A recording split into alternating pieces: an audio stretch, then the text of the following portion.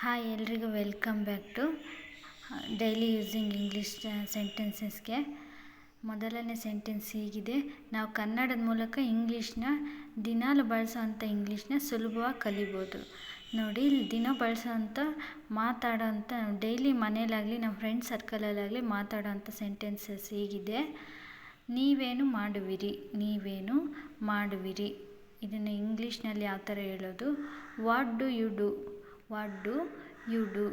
ನೀವೇನು ಮಾಡುವಿರಿ ಅನ್ನೋದನ್ನು ವಾಟ್ ಡು ಯು ಡೂ.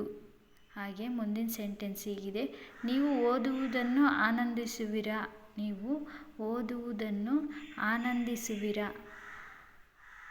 ಅದನ್ನು ಇಂಗ್ಲೀಷಲ್ಲಿ do you enjoy reading, do you enjoy reading. ಹಾಗೆ ಮುಂದಿನ ಸೆಂಟೆನ್ಸ್ ಹೀಗಿದೆ: ನೀನು ಈಜಬಲ್ಲೆಯಾ, ನೀನು ಈಜಬಲ್ಲೆಯಾ. ಅದನ್ನು ಇಂಗ್ಲೀಷಲ್ಲಿ can you swim, can you swim.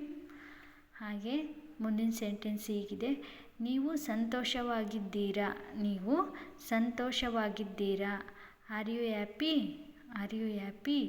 ನೀವು ಸಂತೋಷವಾಗಿದ್ದೀರಾ ಅನ್ನೋದನ್ನು ಇಂಗ್ಲೀಷಲ್ಲಿ are you happy, are you happy. Thank you. ನಿಮಗೆ ಇಷ್ಟ ಆದರೆ ಲೈಕ್ ಮಾಡಿ, ಶೇರ್ ಮಾಡಿ.